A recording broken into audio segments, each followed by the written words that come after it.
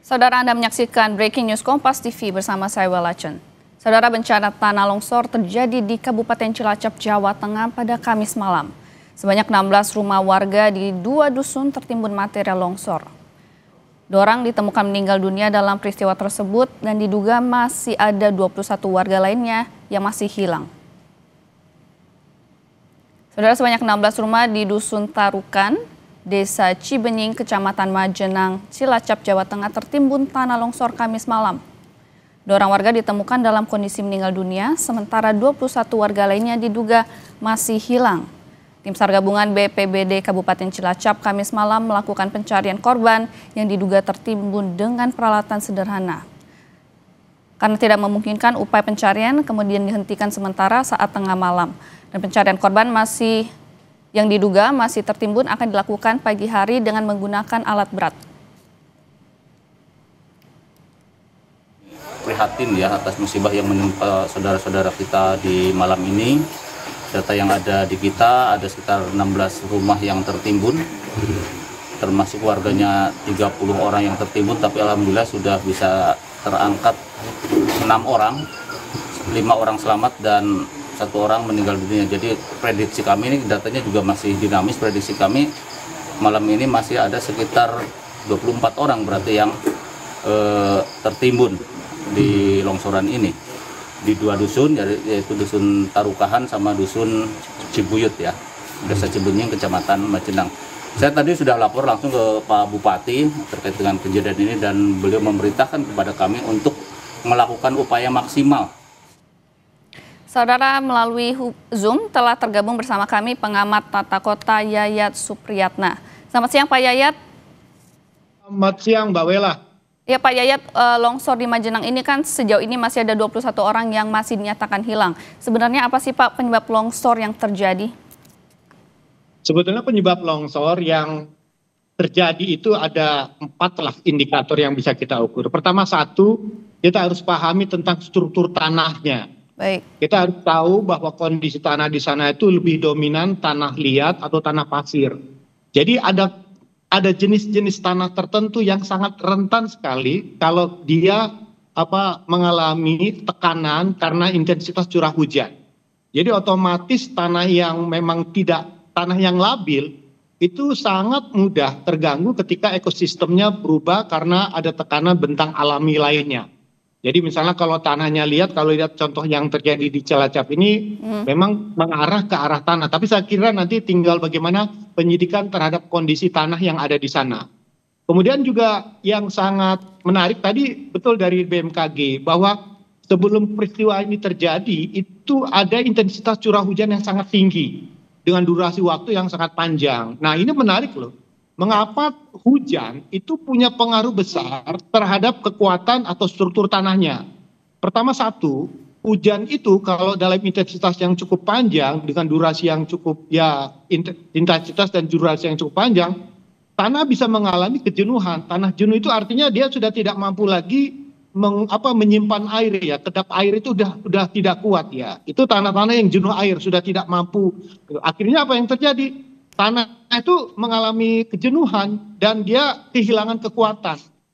Jadi sekali lagi kita harus memahami pada konteks permasalahannya bahwa tanah pun jika terus-menerus mengalami tekanan dengan intensitas curah hujan yang cukup tinggi, suatu titik dia akan mengalami kejenuhan. Dan kejenuhan inilah yang sangat berpengaruh kepada ketahanan dan kekuatannya. Jadi tanah itu seperti lepas karena kehilangan kekuatan begitu. Kemudian juga ada masalah yang tadi kalau kita lihat di lokasi, ini kan kemiringan tanah. Jadi kemiringan tanah yang curam ya, kita akui bahwa perlu seperti lebih hati-hati pada masyarakat yang tinggal di wilayah perbukitan dengan kemiringan yang cukup curam ya. Karena nanti ada faktor kestabilan tanah pun akan mudah terpengaruh ketika faktor pengiraan. Nah di dalam peta rencana tata ruang itu biasanya sudah dikeluarkan zonasi wilayah rawan bencana. Nah pertanyaannya kan apakah setiap daerah punya peta zonasi rawan bencana? Tidak. Jadi kalau misalnya peta zonasi rawan bencana ini ada, itu bisa dikonfirmasi pada saat kondisi seperti cuaca yang sedang musim hujan sedang puncak-puncaknya. Ini bisa terjadi di mana saja ya, karena faktor kemiringan itu adalah faktor yang dominan terkait mudahnya terjadi bahaya longsor.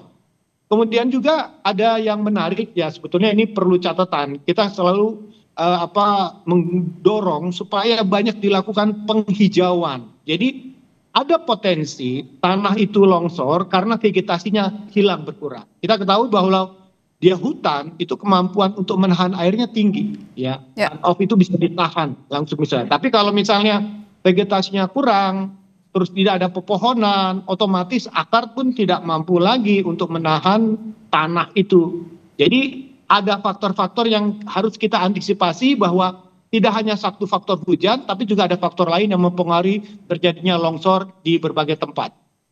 Baik, Pak Yayat, bagaimana sih seharusnya peringatan dini daerah rawan longsor itu terjadi? Karena kita tahu kan ini untuk intensitas hujan 3 hari terakhir ini juga tinggi gitu Pak ya?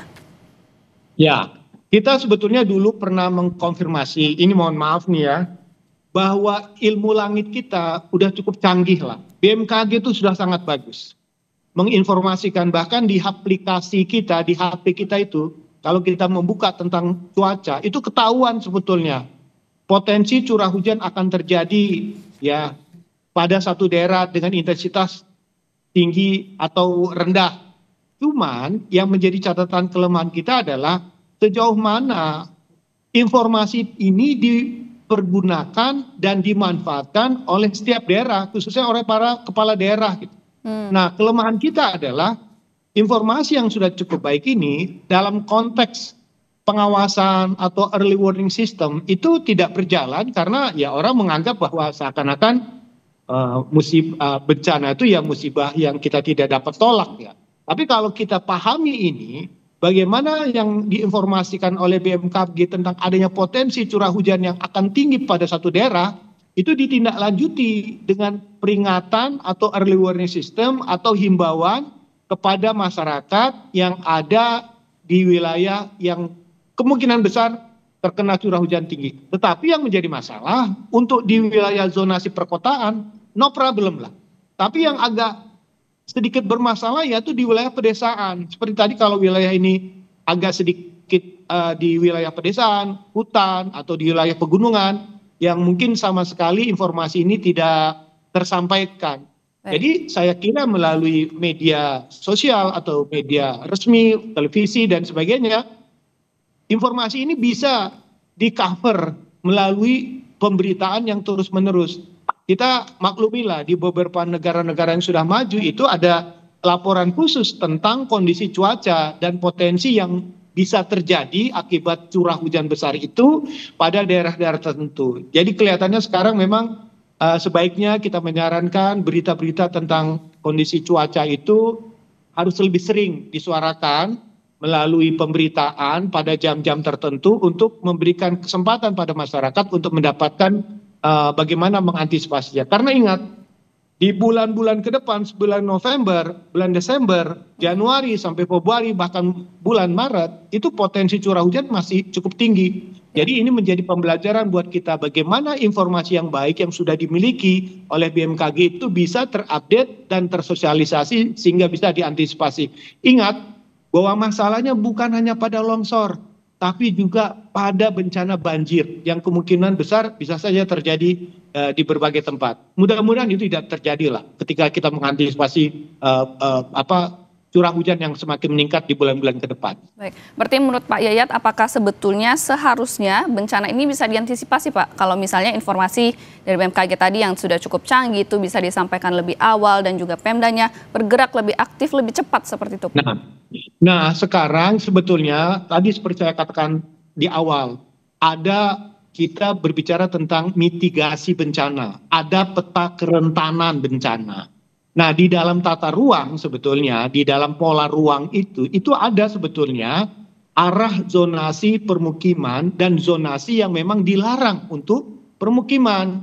Baik. Jadi misalnya di warna merah itu sebetulnya hati-hati di daerah ini. Nah itu sebetulnya sudah ada.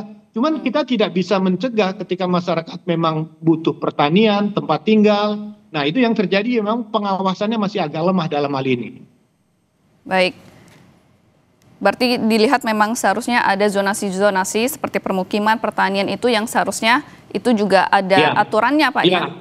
Betul. Dan kedua nanti memang kita akan tahu tadi seperti saya katakan tadi tentang peta kemiringan, kelerengannya, ya kan. Sebetulnya kalau misalnya informasi itu saya yakin semua tata ruang di daerah itu sudah punya tentang persoalan yang terkait dengan kebencanaan. Yang perlu kita lakukan adalah aspek mitigasi. Yang perlu juga disosialisasikan adalah sebaiknya kita tidak bertempat tinggal di zona yang rawan bencana sehingga potensi ketika ada tekanan dari aspek intensitas curah hujan tinggi itu bisa kita siasati sehingga pencegahan di awal itu bisa dilakukan. Ini terjadi lokasinya itu di belakang bukit gitu Pak ya, seharusnya ini bisa lebih awal diantisipasi seperti itu.